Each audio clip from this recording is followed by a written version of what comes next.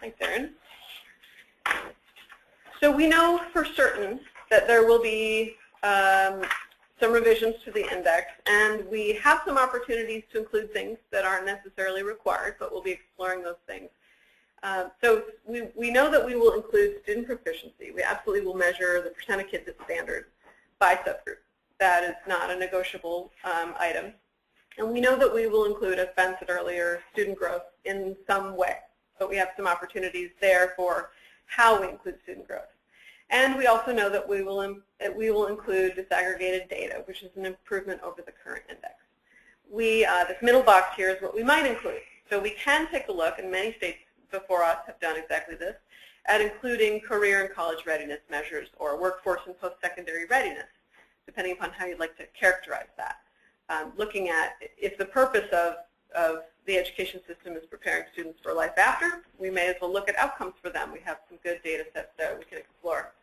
The second bullet is English language acquisition. Currently, AYP and indeed the AMOs look at English language learners as a subgroup and look at their performance on the state test.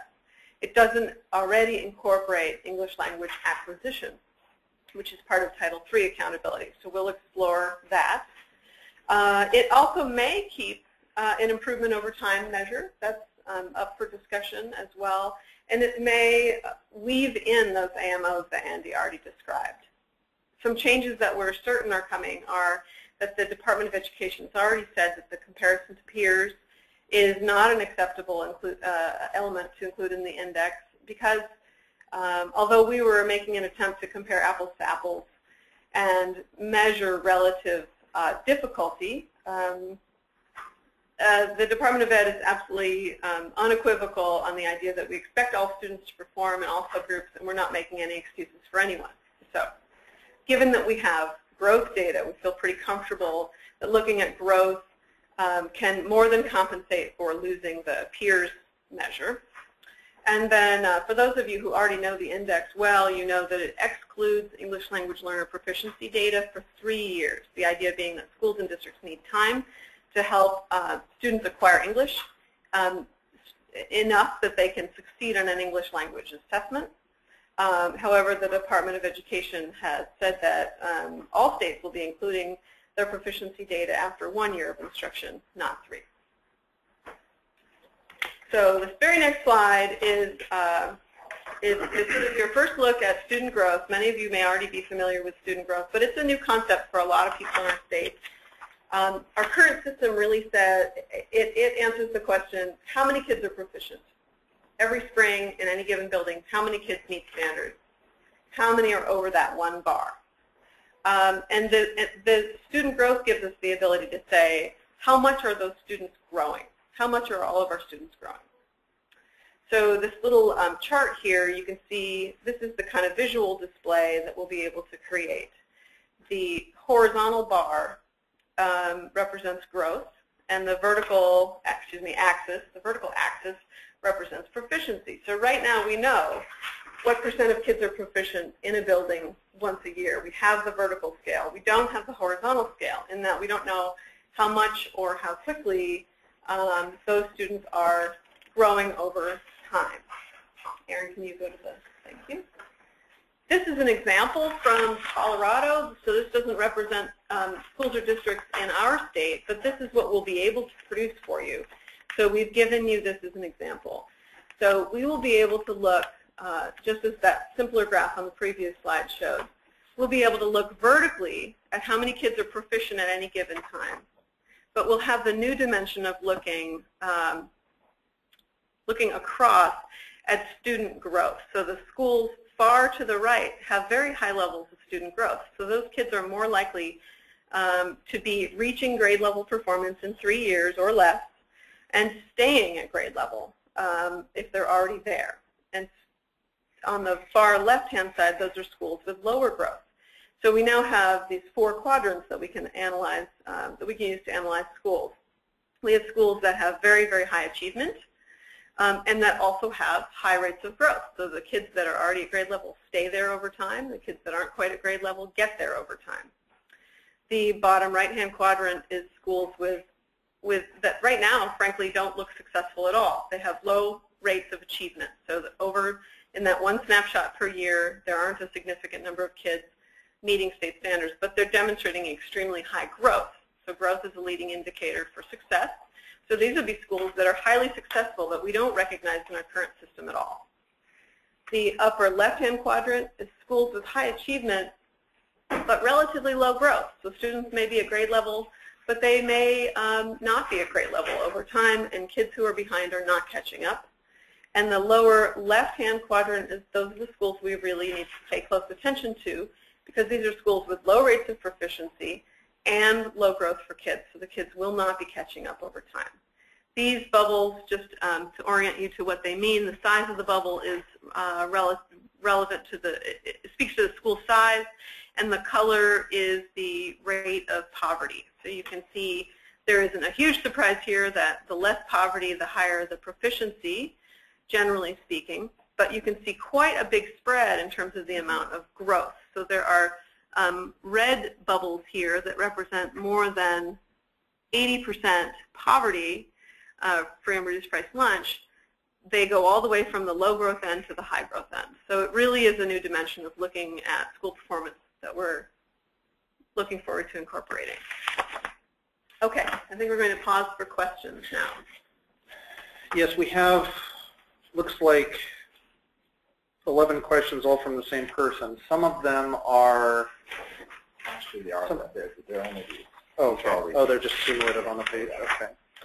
Some of them are going to have to be addressed online because they're more lengthy. Here's one that might benefit the whole group. I think this is supposed to say, is the super subgroup cluster concept generally accepted nationwide?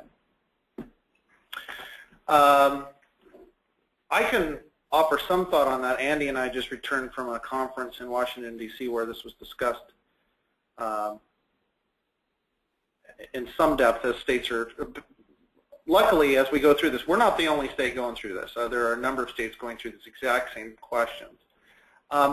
There is some concern being expressed by organizations like CCSO and others about states adopting super subgroup clusters that may mask achievement gaps.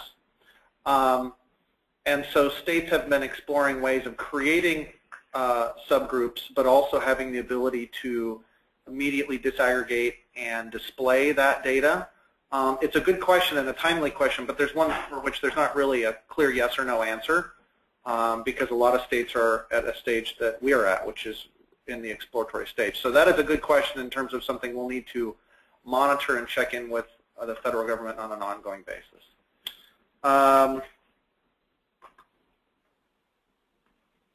Would it be possible to figure into the new accountability model a formula that takes into account the fact that students in the state are disconnected from formal academic learning for up to 10 to 12 months? I think this is basically the summer, where there's no little or no influence of school and indeed measurable, observable, cumulative summer learning loss. So the issue of how could we figure into the accountability framework or factor in a consideration of the summer loss research. I think there is.